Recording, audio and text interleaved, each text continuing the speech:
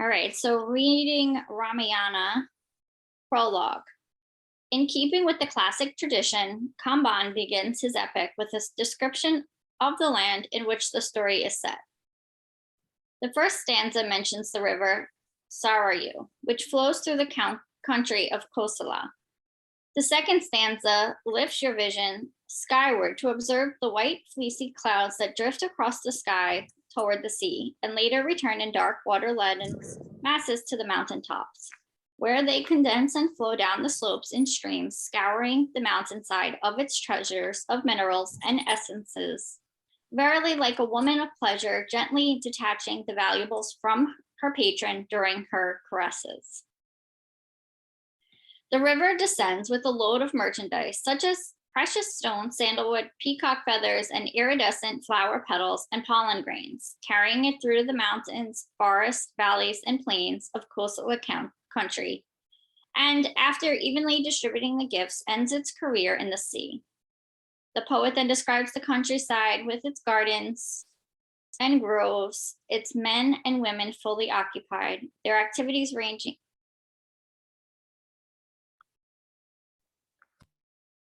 The poet then describes the countryside with its gardens and groves, its men and women fully occupied, their activities ranging from tilling, harvesting, and threshing to watching cockfights of an afternoon. In the background, the perpetual groan of mills, crushing sugarcane or corn, bellowing of cattle, or glamour of bullock-drawn caravans loaded with produce departing for far-off lands. Different kinds of smoke rise in the air from kitchen chimneys, kilns, sacrificial fires, and fragrant wood burnt for incense. Different kinds of nectar, juices of sugarcane and palmyra, the dew and the heat of a chrysanthemum or lotus, or the well-stocked hive under aromatic trees. These fed the honeybees as well as tiny birds that survived only on such nourishment. Even the fishes relished this sweetness, dripping and flowing into the river. At one temple or another, a festival or a wedding is always being celebrated with drums and pipes and procession.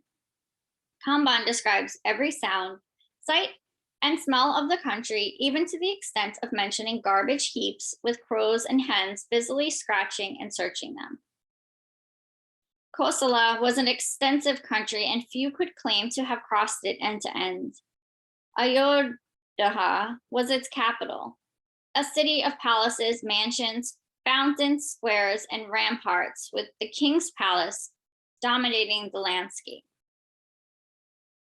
The city was imposing and compared well with the fabulous city of Amravati, which was Indra's or Alkapuri of Kupara. Presiding over this capital in the country was King Dasaratha, who ruled with compassion and courage and was loved and honored by his subjects, and was blessed in many ways. His one great sorrow in life was that he was childless. One day he summoned his mentor at the court, sage Vasistha, and said to him, I am in a sad plight. The solar dynasty is likely to end with me. I shall have no successor when I am no more. This thought torments me. Please tell me how I can remedy it. At this, Vasistha recollected an incident that he had witnessed through his inner vision. At one time, all the gods went in a body to appeal to the supreme god Vishnu for his help. They explained, the 10-headed Ravana and his brothers have acquired from us extraordinary powers through austerities and prayers, and now threaten to destroy our worlds and enslave us. They go along recklessly in their career of tyranny, suppressing all virtue and goodness wherever found. Shiva is unable to help. Brahma, the creator, can do very little, since the powers that Ravana and his brothers are now misusing were originally conferred by these two gods and cannot be withdrawn by them. You alone are the protector and should save us. Whereupon Vishnu promised, Ravana can be destroyed only by a human being, since he never asks for protection from a human being.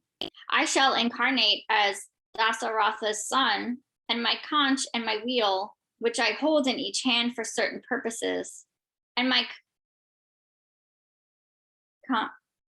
maybe this means conch, and my conch named, namely Adi Sessa, the serpent, on whose coils I rest, shall be born as my brothers, and all the gods here shall take birth in the world below in a monkey clan.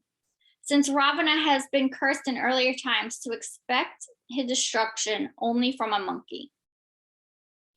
Recollecting this episode, but without mentioning it, Vashtitha advised Dasaratha, you must immediately arrange for the performance of a yagna.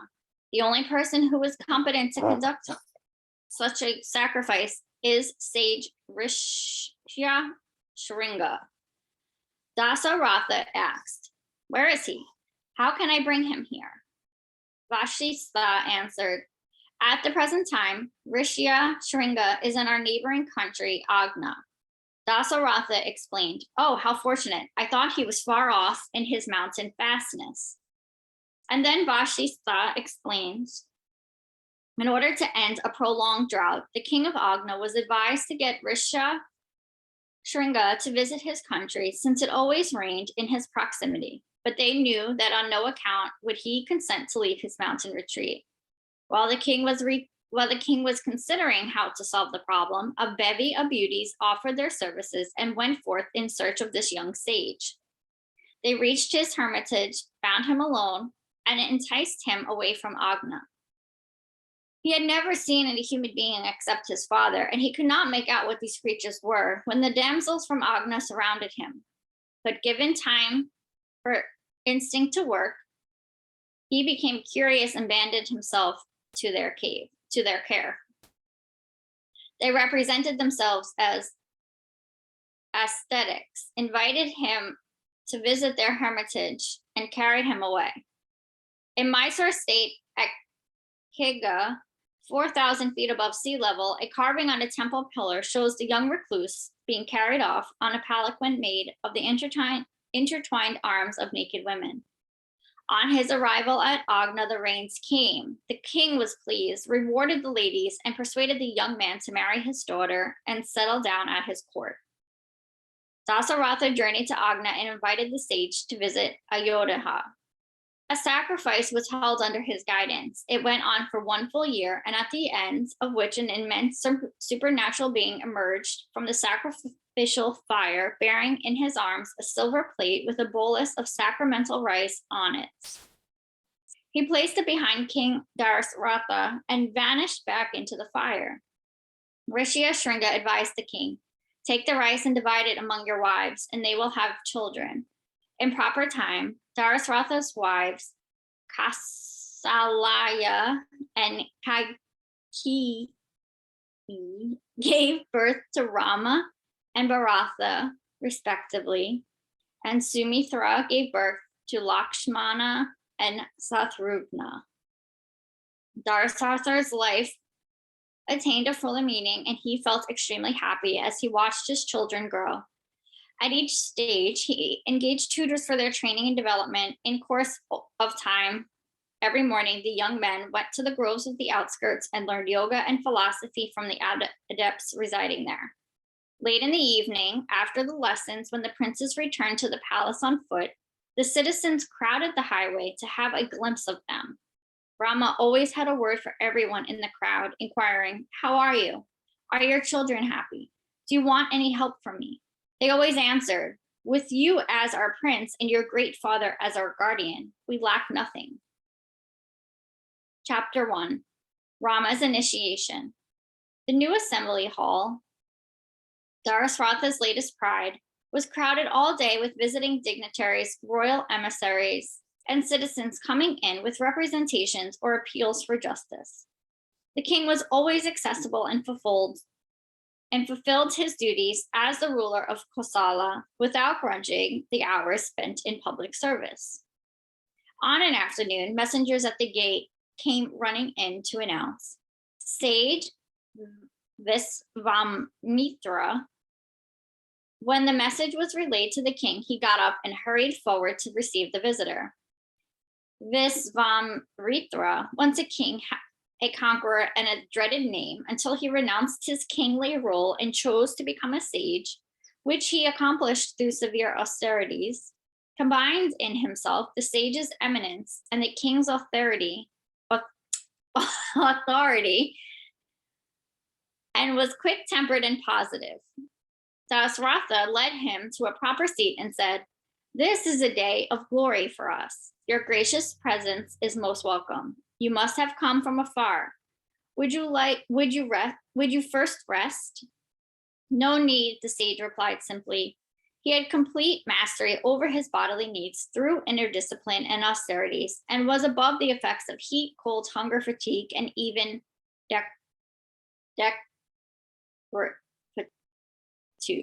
decrepitude, like, when someone's decayed. The king later asked politely, "Is there anything I can do?" Vishwamritra looked steadily at the king and answered, "Yes, I am here to ask you of a favor. I wish to perform before the next full moon a yagna at Siddhasrama. Doubtless you know where it is. I have passed that sacred ground before, beyond the Ganges many times." The sage interrupted, "But there are creatures hovering about, waiting to disturb every holy undertaking there, who must be overcome in the same manner as one has to conquer the fivefold evils within before one can realize holiness. Those evil creatures are endowed with immeasurable powers of destruction, but it is our duty to pursue our aims undeterred. The yagna I propose to perform will strengthen the beneficial forces of this world and please the gods above. It is my duty to protect your sublime effort. Tell me when, and I will be there." The sage said, "No need to disturb your august self. Send your son Rama with me, and he will help me. He can." "Rama," cried the king, surprised, "when I am here to serve you?" Vishwamritra's temper was already stirring. "I know your greatness," he said, cutting the king short, "but I want Rama to go with me. If you are not willing, you may say so." The air became suddenly tense. The assembly of the ministers and officials watched in solemn silence. The king looked miserable. Rama is still a child, still learning the arts and practicing the use of arms. His sentences never seemed to conclude, but trailed away as he tried to explain. He is a boy, a child. He is too young and tender to contend with demons. "But I know Rama," was all that Vishwamritra said in a reply. "I can send you an army or myself lead an army to guard your performance. What can a stripling like Rama do against those terrible forces? I will help you just as I helped Indra once when he was harassed and deprived of his kingdom." Vishwamritra ignored his speech and rose to leave. "If you cannot send me Rama, I need none else." He started to move down the passage. The king was too stricken to move. When Vishwamritra had gone halfway, he realized that the visitor was leaving unceremoniously and was not even showing the courtesy of being escorted to the door. Vashistha, the king's priest and guide, whispered to Dasratha, "Follow him and call him back," and hurried forward even before the king could grasp what he was saying. He almost ran as Vishwamritra had reached the end of the hall and, blocking his way, said, "The king is coming. Please don't go." He did not mean. A wry smile played on Vishwamrita's face as he said, without any trace of bitterness, "Why are you or anyone agitated? I came here for a purpose. It has failed. No reason to prolong my stay." "Oh, eminent one, you were yourself a king once. What has that to do with us now?" asked Vishwamritra, rather irked, since he hated all reference to his secular past and wanted always to be known as Brahma Rishi. Vashistha answered mildly, "Only to remind you of an ordinary man's feelings, especially a man like Dasratha, who had been childless and had to pray hard for an issue. Well, it may be so, great one. I still say that I came on a mission and wish to leave, since it has failed." "It has not failed," said Vashistha, and just then the king came up to join them in a passage. The assembly was on its feet. Darasratha made a deep obeisance and said, "Come back to your seat, your holiness." "For what purpose, your majesty?" Vishmaritha asked. "Easier to talk seated." "I don't believe in any talk," said Vishmaritha, but Vashista pleaded with him until he returned to his seat. When they were all seated again, Vashista addressed the king. "There must be a divine purpose working through this seer, who may know but will not explain. It is a privilege that Rama's help should be sought. Do not bar his way. Let him go with the sage." "When? Oh, when?" the king asked anxiously. "Now," said Vishwamitra. The king looked woebegone and desperate, and the sage relented enough to utter a word of comfort. "You cannot count on the physical proximity of someone you love all the time. A seed that sprouts at the foot of its parent tree remains stunted until it is transplanted. Rama will be in my care, and he will be quite well. But unfortunately, he will leave me too. Every human being, when the time comes, has to depart and seek his fulfillment in his own way." "Siddhasrama is far away," began the king. I'll ease his path for him. No need for a chariot to take us there," said Vishmaritha, reading his mind. "Rama has never been separated from his brother Lakshmana. May he also go with him?" pleaded the king. And he looked relieved when he heard Vishmaritha say, "Yes, I will look after both. Though their mission will be to look after me. Let them get ready to follow me. Let them select their favorite weapons and prepare to leave."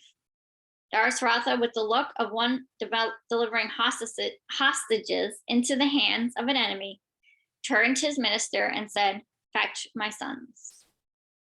Following the footsteps of their master like his shadows, Rama and Lakshmana went past the limits of the city and reached the Sarayu River, which bounded the capital on the north.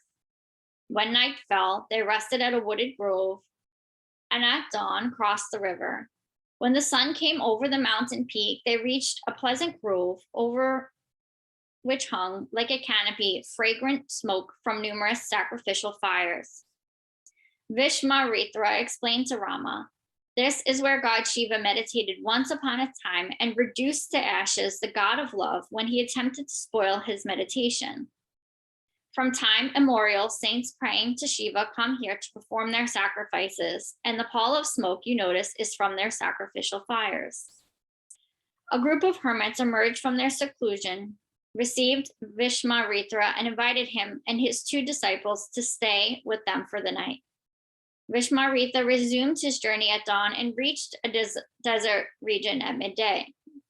The mere expression desert hardly conveys the absolute aridity of this land.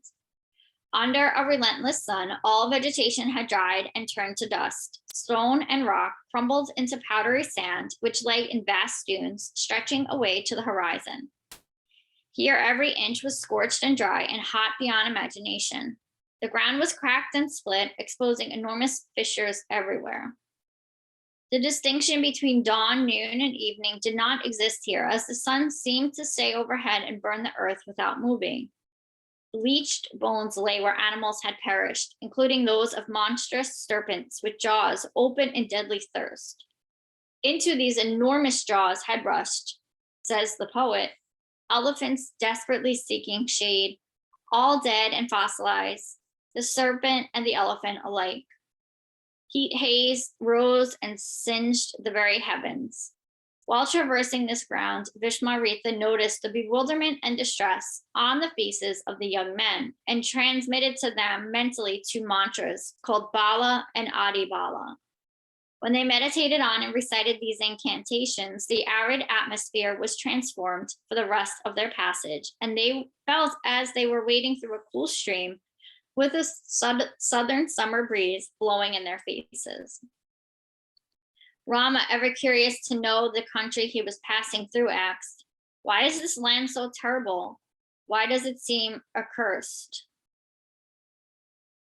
You will learn the answer if you listen to this story of a woman fierce, ruthless, eating and digesting all living creatures, possessing the strength of 1,000 mad elephants. So we'll stop here at Taka's story.